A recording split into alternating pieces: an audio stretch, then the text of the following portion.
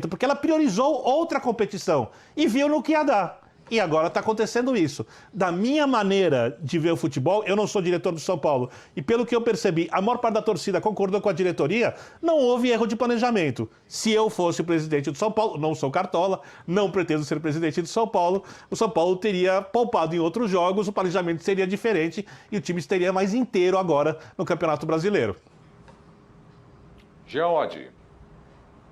Bom, eu acho bom a gente lembrar que o jogo de hoje foi contra o Atlético Mineiro, como disse o Birner, um dos favoritos à conquista do Campeonato Brasileiro. Então, eu acho que a preocupação que pode despertar no torcedor do São Paulo é a preocupação pelo combo, né? Pelo fato de que desde o título paulista o São Paulo não consegue jogar um futebol nem perto daquele que já jogou. E, obviamente, estou ignorando confrontos contra o 4 de julho. Mesmo nas finais contra o Palmeiras, o São Paulo usou uma estratégia diferente, né? Do ponto de vista da criação, aquele time que criava tanto parou nas semifinais do Campeonato Paulista. Então, eu entendo a preocupação, só que acho que assim, o jogo de hoje foi contra um dos favoritos ao título brasileiro, fora de casa, com o São Paulo sem um jogador a mais que faz muita falta. Talvez faça mais falta hoje do que o Daniel Alves e o Benítez. Hoje tenha feito mais falta que é o Luan. Né? Justamente pelo contexto do jogo, pela qualidade do adversário, o Luan fez muita falta no São Paulo. Acho importante olhar para tudo isso e entender até que o torcedor pode ficar preocupado pela situação, né? Pior começo desde 2006 e tudo mais, zona do rebaixamento nesse momento, mas é bom lembrar que o jogo de hoje, um resultado completamente normal. Acho até que o São Paulo depois, a partir das mudanças do Crespo, né, e uma lesão do Miranda também, que é importante, vale destacar que o Miranda vinha sendo um dos destaques do time, até conseguiu impedir o Atlético de criar tanto como vinha criando, mas o Atlético foi superior, o Atlético foi melhor,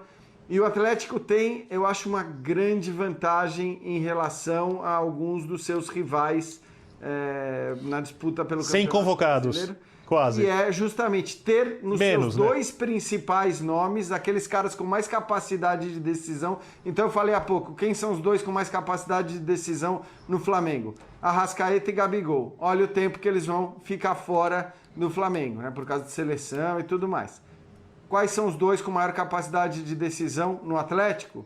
O Nacho e o Hulk. E os dois não vão ser convocados. Então, o melhor negócio que você pode fazer, e eu não sei se a direção do Atlético pensou nisso na hora de contratá-los, mas no contexto do futebol brasileiro, a melhor coisa que você pode fazer quando contrata um reforço é contratar um reforço que não é convocado pela sua seleção, porque essa vai ser uma grande vantagem que você vai ter em relação aos seus rivais. Acho importante destacar isso, e no jogo de hoje não foi diferente, porque talvez se o Hulk não estivesse à disposição do Atlético, tivesse convocado pela seleção brasileira... Melhor em campo mais uma vez. ...visto um 0-0 e não um 1-0 que nós vimos. Tá em forma o Hulk, hein? A gente falou aqui algumas vezes que ele parecia ser um jogador longe do seu melhor momento físico. Se ele não está nesse melhor momento, em comparação a qual versão do Hulk, né? Porque também ele esteve em tantos lugares, mas se não está no seu melhor, se sentindo no seu melhor, está a caminho disso. Porque nas últimas atuações dele, deu para perceber a potência, a força, o arranque, a diferença de velocidade dele nesse momento para marcadores. Tudo isso ajudando muito os outros jogadores do Atlético Mineiro a conseguir essa vitória sobre o São Paulo hoje. Eu também acho que o resultado é absolutamente normal. Se o São Paulo tivesse feito uma partida muito melhor que fez e tivesse perdido por 1-0, haveria menos a lamentar, é claro, porque num desempenho melhor, uma derrota como essa acontece, são times que podem permitir qualquer tipo de resultado, independentemente de onde seja o jogo, então eu não vejo problema aí. O problema do São Paulo não é ter perdido por 1-0 para o Atlético Mineiro. O problema do São Paulo é, após 3 rodadas do Campeonato Brasileiro, não conseguir chegar nem próximo do seu melhor nível de atuação. Eu estou de pleno acordo com o Vitor em relação à capacidade de entrega física dos jogadores ser fundamental para o tipo de jogo que o Crespo entende que o São Paulo tem que jogar, e nós vimos algumas boas amostras disso já nessa temporada, que já apresentou o São Paulo um troféu. Hoje o São Paulo começou com um sistema, terminou com outro, o Crespo tentou, mudou jogador, abriu jogadores no campo de ataque no segundo tempo, nada funcionou e especialmente no segundo tempo um volume ofensivo muito, mas muito decepcionante em termos de finalizações e tudo mais. Então o São Paulo não está conseguindo ser sombra do time que o Crespo quer que ele seja. E olha, que esse é um trabalho que está no começo. É verdade e é importante o título estadual, o que ele representa, a questão que a gente sempre comenta aqui, da geração de São Paulinos que ou não viu ou não lembrava da última vez que o São Paulo tinha ganhado um troféu. Isso é sim muito importante, independentemente da importância do troféu, mas é um trabalho que está no começo, está longe do seu amadurecimento e é um trabalho que agora na temporada enfrenta esse problema. E não é um problema pequeno, porque o Crespo já começou a falar sobre uma verdade óbvia. O campeonato não é um tiro de 100 metros, o campeonato é uma maratona. Evidentemente todo mundo sabe disso. O São Paulo já está para trás e não era para estar. Esse é o ponto.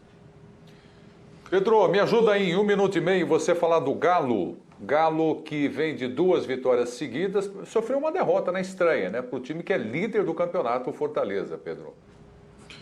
Eu queria até fazer um meia-culpa dentro do que o André falou, que a gente vinha comentando sobre o Hulk desde o início da temporada. Quando eu sentei aqui no início do ano para falar do Hulk, eu falava que eu tinha uma expectativa muito grande, porque eu acho que ele está naquele rol de jogadores que já tiveram um brilho fora do país, um brilho considerável, e que caso retornasse ao futebol brasileiro, tivessem ali um poder de decisão, porque ainda fariam muita diferença, apesar da idade, em função do nível técnico daqui. Passado aquele início conturbado ali, Hulk reserva, Hulk sem decidir, um Hulk que viralizava muito mais por empurrar adversários, aquelas imagens, trombar na força física ou discutir com o treinador publicamente.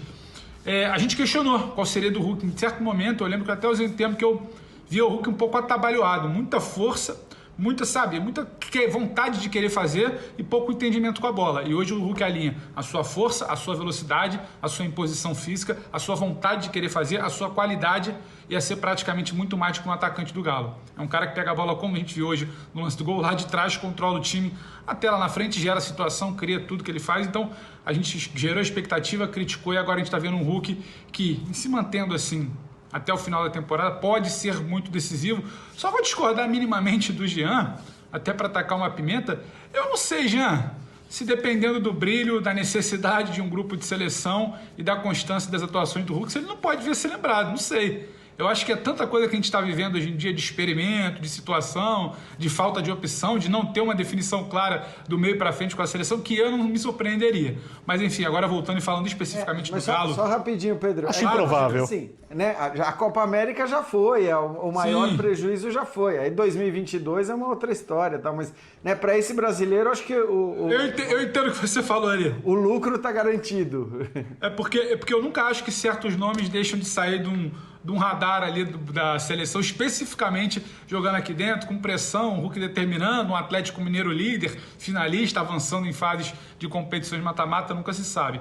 E acho que isso, só para complementar, o Prieto perguntou do Atlético, mas também de São Paulo, eu queria falar, eu acho que a preocupação, o Vitor falou de um cenário específico maior ali da questão física, o Jean no jogo de hoje contra o Atlético e o André também, que era um adversário de 1-0, mas esse São Paulo hoje, que não fez gol ainda, não venceu, mal no Campeonato Brasileiro, não é o São Paulo que vai terminar o Campeonato Brasileiro. Falta o São Paulo ser competitivo, como a gente viu aqui na tarde, aqui embaixo.